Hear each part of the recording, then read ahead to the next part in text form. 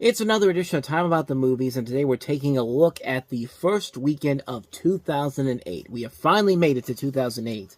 Feels like we took a while to get out of 2007, but here we are. And kind of like how the start of 2008 goes, it was not a good time for the Hollywood scene in general, because we have a new release out here that is one of those movies that's a dumping January movie. But this was also something that I should have brought up a couple weeks ago when we started in November, was that we were in the middle of a writer's strike when this was going on. So Hollywood was basically shut down because many of the scripted movies and TV shows couldn't go to work. There was a lot of reality shows. Some of them were good, most were pretty bad, but nobody was really going out there to promote stuff. There was also a lot of shows that kept getting canceled.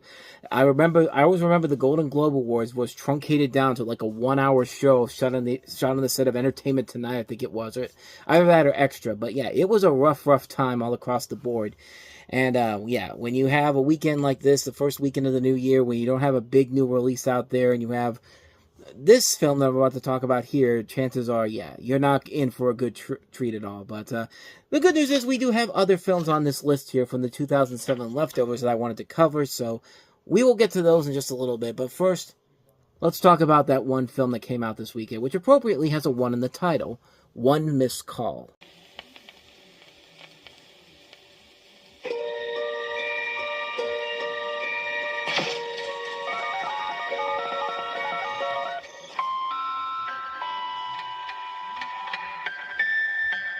That's not my ringtone. You have one new message.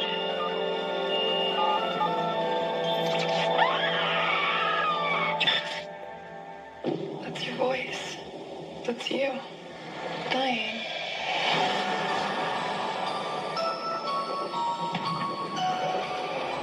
Ever since that bizarre phone call, I keep seeing things.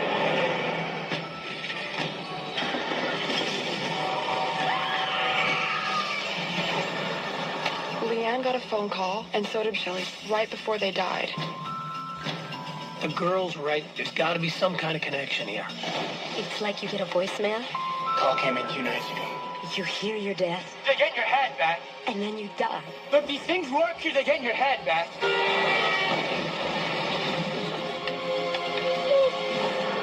I'm gonna be next. I'll keep you safe. Any dead people call, we're not home. This girl needs protection.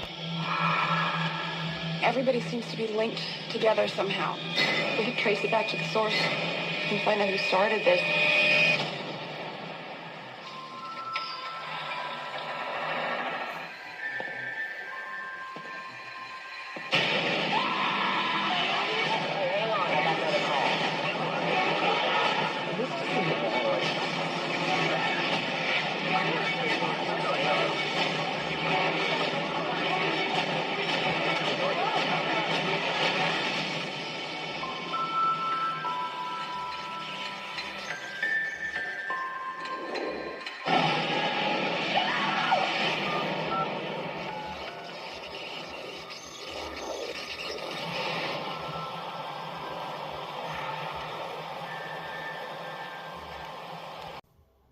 I mean, come on.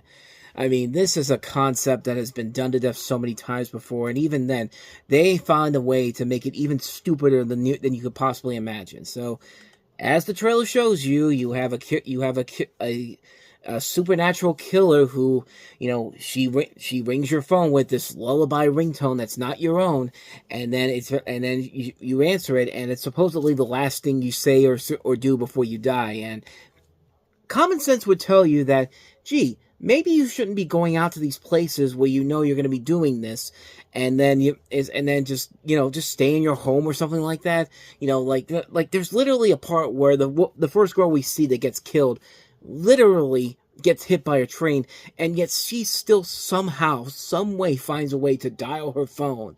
Like, that's the absurdity level of this film in general. And you see Shannon Sossaman is one of the leads in here. So is Ed Burns. So is Anna Claudia Talancon from Nacho Libre and later seen in Cop Out. Ray Wise is also in here. Azura Sky. And yeah, it's a pretty bad movie. It's been declared one of the worst J-horror remakes ever made, which You know, it's very tough to say because we are going to get a lot of J-horror remakes with everybody trying to cash in on The Ring and The Grudge success in 2008 because we got this, and then coming up we've got The Eye, and then Shudder.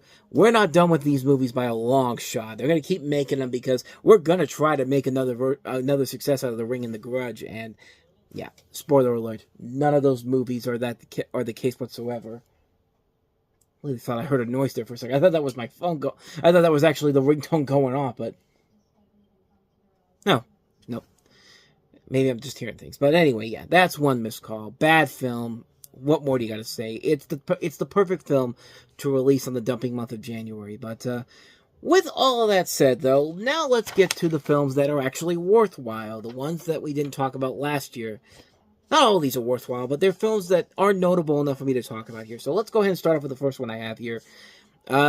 The only big new Disney direct-to-video sequel that I saw from this past year, Cinderella 3, A Twist in Time. A movie that I had one opinion on many years ago, but has my opinion changed on it after all these years? Well, we're about to find out. What if, bibbidi, bobbidi, the magic was taken away?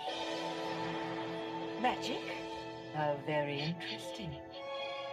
What if Your Grace, please, wait!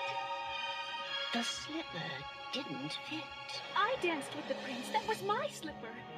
Could the dream still come true? Bibbidi, boppity, boo! Reverse the moon and sun. Turn back tide and time. Unravel Cinderella's happily ever after. Walt Disney Pictures presents Cinderella 3. Coming soon to Disney DVD. So yeah, Cinderella 3, as you can see from the little teaser there, Lady Tremaine gets her hands on the fairy godmother's wand, and it basically evaporates the fairy godmother out of the way and turns back time to the day Cinderella tries on the glass slipper, basically enlarging the slipper to fit one of the stepsisters, Anastasia, and erases Prince Charming's memory of meeting Cinderella. Now Cinderella must foil Lady Tremaine's scheme and win back her prince. So, a long time ago, I said that Cinderella 3 was worse than Cinderella 2. And yeah, I didn't like Cinderella 3 at first. I mean, I didn't think the Cinderella sequels were that great in general, but I don't know why. I just did not like Cinderella 3 at first. There was just something about that movie that just kind of bugged me a little bit. I don't know what it was, but I watched it again about 10 years later, and yeah, it's actually a lot better than I remembered it would have been. I mean, it was initially a movie that I thought was just going to be a film that I watched and it's just like, okay, I remember why I didn't like this movie, but no. This is actually a much better movie than I ever thought it was. I would even say it's a better follow-up to Cinderella than Cinderella 2 was. For one thing, there is a lot more to enjoy than I remember from it. I actually do like that there is more character development to a lot of the characters from both movies, which weren't really fully developed or realized. They actually do take a lot of time to fully expand on the characters. Like, I love how the prince and his father, their chemistry is, they get a better storyline in this movie. And the stepsisters even have more time to have character development in here, especially with Anastasia. And you do kind of want to root for her to have a happy ending too, even though it's happening in all the wrong reasons. But the animation in here is a lot better than I remembered. I guess I remember this was the time when the direct-to-DVD movies were slowly but surely kind of dying down a little bit. They weren't being seen as, the most memorable movies in general, were being largely forgotten. But yeah, this was one of those ones where they really did a good job of, upping the budget here. And it really, like with Bambi 2, they do a great job of capturing the spirit of the original movie and showing that the animation studio really did put a lot of attention to detail on how to recapture the original animation style. But like I said, I think it was because they knew that this was kind of beginning the downward end of of these direct-to-video sequels, is because they weren't coming out as many as they usually were. Like, there's much lesser ones in the late 2000s compared to ones that came out in the early 2000s. But on top of that, I just think it's a much better movie than I ever thought it was. It's a well-done story. The voice work overall is really good. The twists and turns they pull in here are very impressively done. It is a much better movie than I remember it, and it does a good job of taking both the best and worst aspects of the original Cinderella films and making them work. It's one you should definitely check out. It's actually one of the better Disney direct-to-video sequels out there, and it's one you should definitely check out. It's definitely one that I was completely wrong on when I first saw it, but I am glad to finally see what everyone else has been seeing after all these years. So, So that's Cinderella 3. Let's go ahead and move on to the next movie. A movie that I thought I covered when this came out, but I guess not. Paul Verhoeven's latest film, Black Book.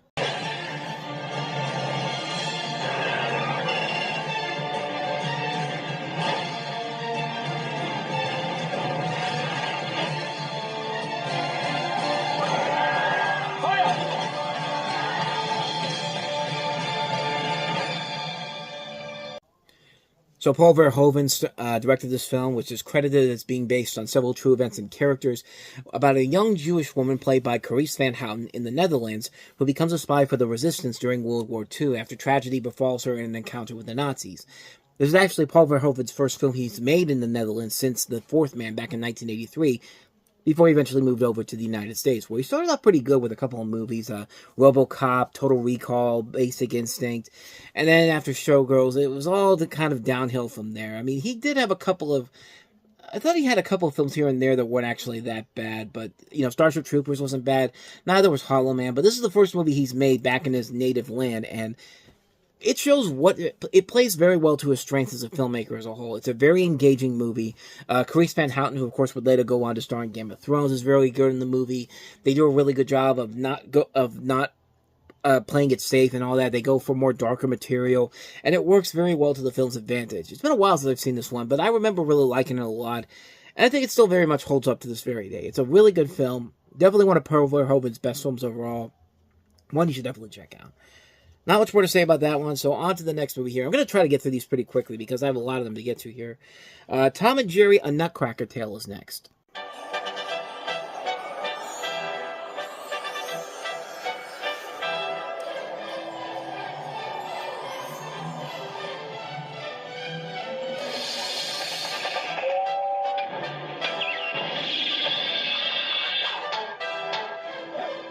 It's the all-new feature-length animated movie Tom and Jerry, A Nutcracker Tale. Enjoy a winter wonderland of fun as your favorite cat and mouse chase goes into the land of toys and beyond with new and old friends along the way. Don't miss this magical holiday treat that will have everyone dancing with sugar plums in their head. I wouldn't say this one got sugar plums dancing in my head, but I'll tell you this much. It's definitely one of the better adaptations of the Nutcracker, which really isn't saying a whole lot, because I've said before, it's apparently really hard to make a really good version of the Nutcracker. The only ones who have really succeeded in getting it right was, of all things, this.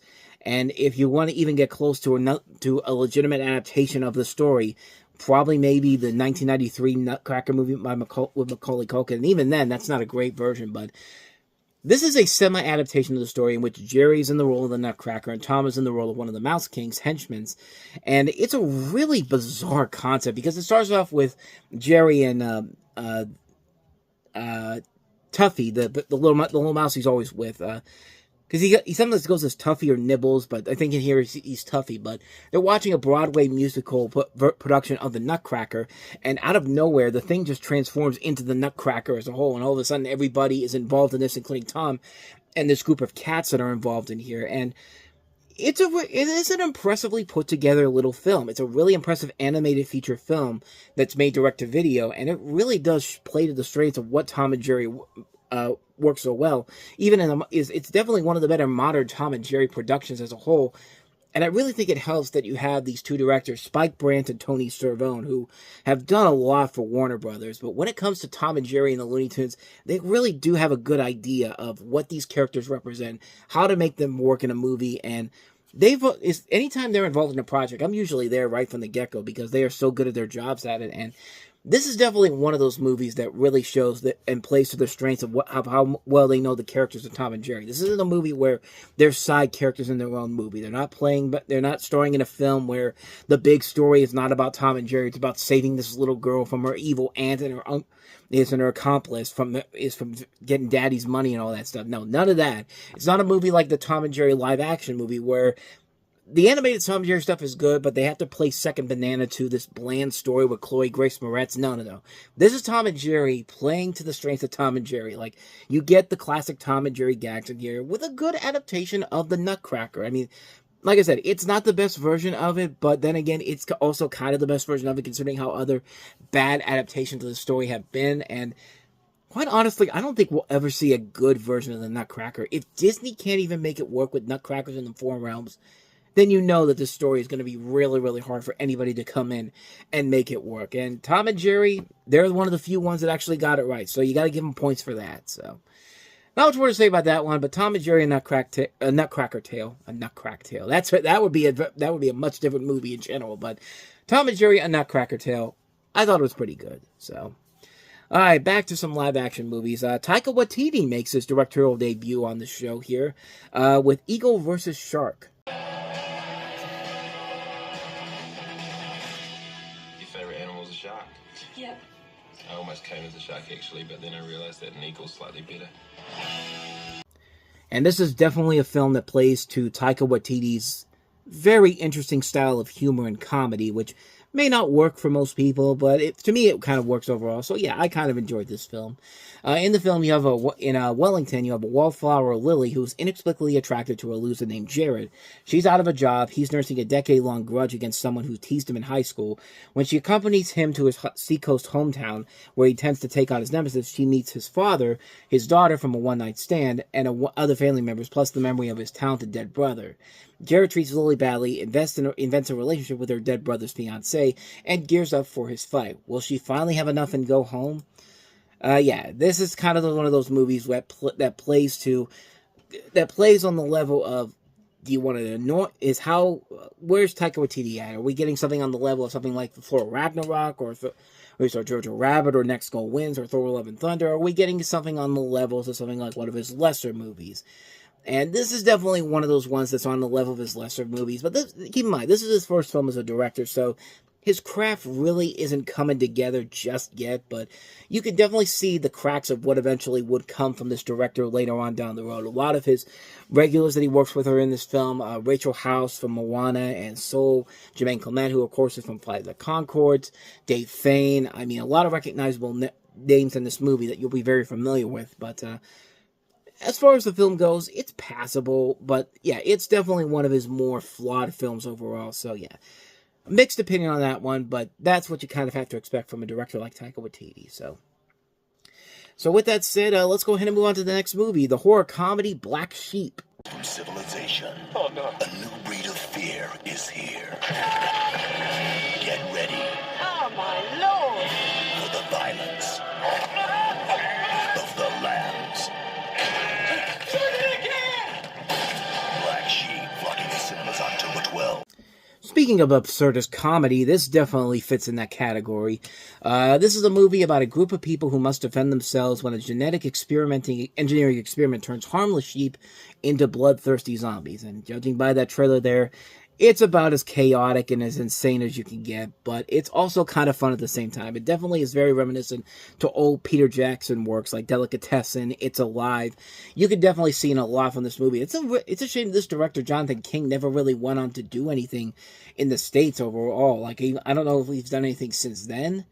He's done a couple of other movies, but I think the last thing he directed was Under the Mountain, which is a film I've never seen before, nor have I seen The Tattooist, but it really did feel like he was on his way to becoming a prominent director, similar to what Taika Waititi would eventually become. But yeah, it's a movie that is what it is. It's a chaotic film with these sheep going around killing people, and yeah, if you don't know what you're going into knowing what it is, chances are you're not going to like it. I knew about this film going into it. I had the time of my life. It was a good, silly, over-the-top film. I enjoyed it a lot. So yeah, Black Sheep. Not much more to say about that one. And not much more to say about the next movie either, and that is Rise, Blood Hunter.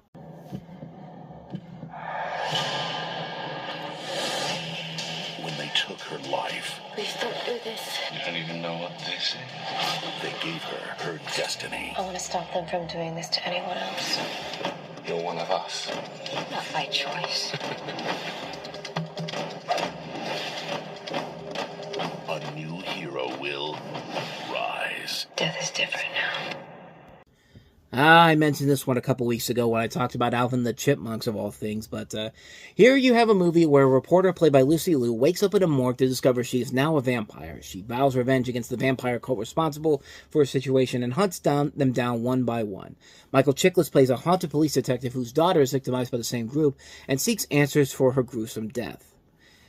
What I should also keep in mind is that this was directed by Sebastian Gutierrez, who is, of course, married to Carla Gugino. And I bring this up because this is the same director that did that trilogy of films with Gugino is a part of this ensemble, like Women in Trouble, Electrolux, Girl Walks Into a Bar, movies that, like, they get you in with the sex appeal, and yeah, it's not worth it, especially considering that there's not a good story going on in any of those movies, and if you want to see the nudity and the sex stuff, you can just go online and look at the stuff. And yeah, similar to this here, there's scenes in this where they're clearly trying to get you with the TNA and the lesbian sex stuff, and yeah, this can be done so much better in movies like The Howling. The Howling does that very well, and it's a much better, more stylistic and cool looking film because you have a director like Tony Scott behind the scenes on that.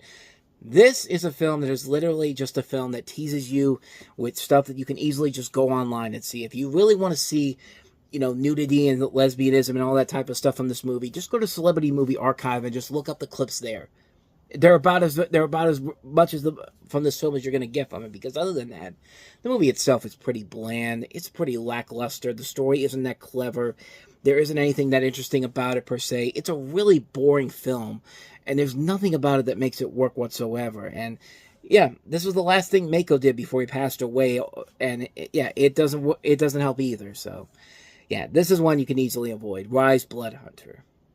So with that said, let's get back to some more absurdist insanity, and that is Cashback. This is the haunting period. The time when the demons of regret come for you. It felt like all the oxygen had been sucked from the room. I just couldn't fall asleep anymore. I suddenly found I had 8 extra hours. My life had been extended by a third. More time to think about Susie. It was getting obvious that I needed to trade some of my time. I give them my extra 8 hours. Welcome aboard. And they give me money. Cashback. I found that all the people working here had perfected their own individual art. Take Sharon Pinto. Sharon knows rule number 1. The clock is the enemy. Barry and Matt are good friends. Between them, they have come up with a very different way of dealing with the trade of their time. I hadn't slept in 2 weeks. I drifted between imagination and reality. I imagine the remote control for life has been paused.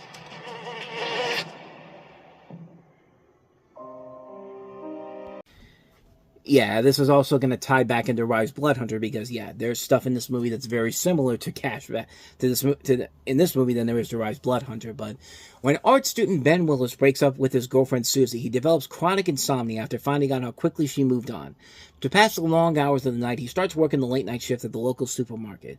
There he meets a colorful cast of characters, all of whom have their own art in dealing with the boredom of an 8-hour shift.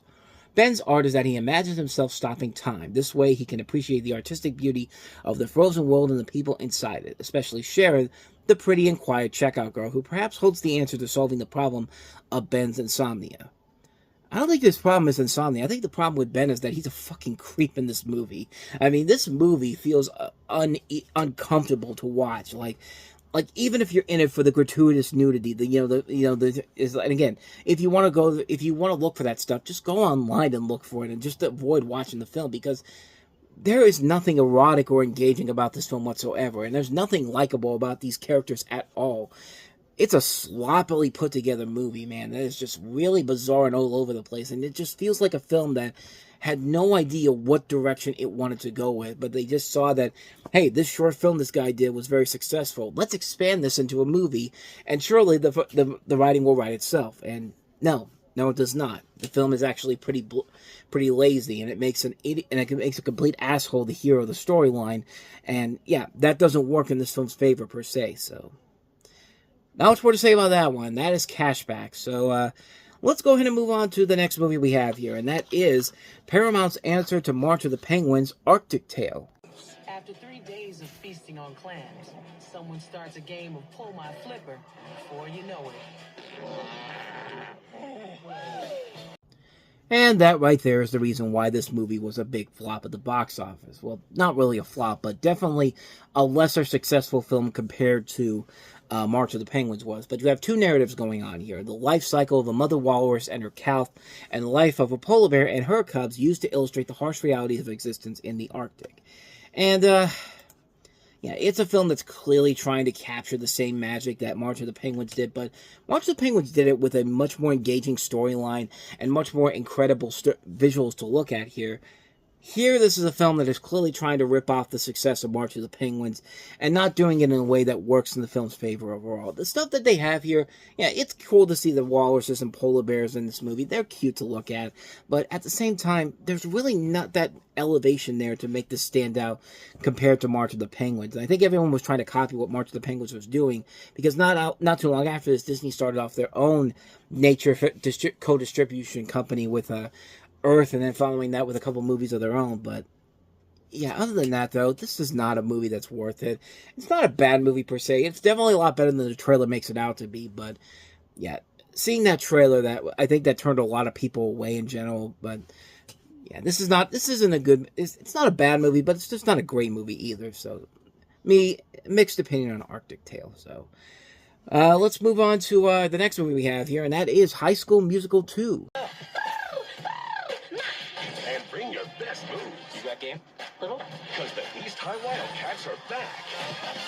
Whatever happens, as long as we're together, it's cool, right? To take on their biggest challenge yet. What are you doing here?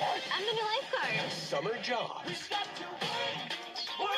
I told you to hire Troy Bolton, not the entire East High student body. Now, they're about to discover that working for a country club is no vacation. It might be wonderful if Troy participates in our talent show. What? Get ready I think we were meant to sing together. for the start of something new. The Disney Channel original movie, High School Musical 2, coming August 17th to Disney Channel. I honestly would not be covering these movies if I didn't know that the third film was going to be a theatrical release. But High School Musical 2, taking place sometime after the events of the first film, Zac Efron's Troy Bolton and Vanessa Hudgens' Gabrielle Montez, and the Wildcats find summer jobs at a country club, but tensions rise when Ashley Tisdale Sharpay Evans recruits Bolton for a talent show performance. And again, it's one of those movies that you should know going into it what the film is going to be. And if you don't, you're going in there looking for something original and creative, you're not going to find it with this movie. And yeah, going into it, knowing what it was, I just thought it was okay. It's not my cup of tea per se, but it does show the actors in this movie do have potential going forward that they would eventually show on screen, like Zac Efron, Vanessa Hudgens, and Ashley Tisdale. You know, everybody plays their parts in here very well. The music is okay. There's a couple of decent songs here and there. But again, this really isn't made for me per se. And so, yeah, I could see why this thing was a massive success, because it was a big success. It was watched by over 17 million people when it came on Disney Channel for the first time, which is still one of the highest rated cable broadcasts of all time. And of course led to Disney to put the last film in theaters. So there you go. There's clearly an audience for this movie. And yeah, I'm not part of that audience, but hey, let them enjoy what they want. It's not a bad movie, but yeah, it's not made for me. But with that said, let's go ahead and move on to the last film we have here, and that is the horror film, The Poughkeepsie Tapes. There's blood out there, please. Do something. Do something. Do something. If it's a missing person, we have to wait 24 hours. No, there is blood. There is blood out there. Send the police now. Today, police made a shocking discovery in Poughkeepsie.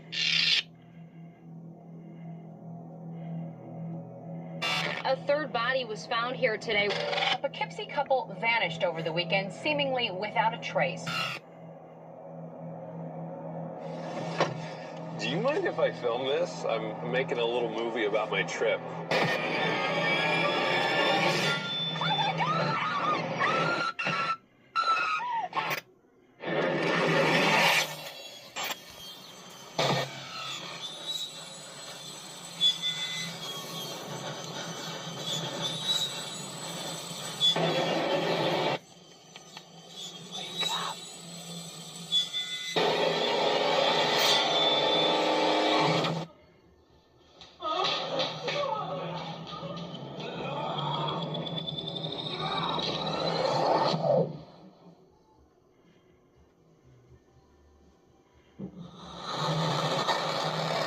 Poughkeepsie Tapes.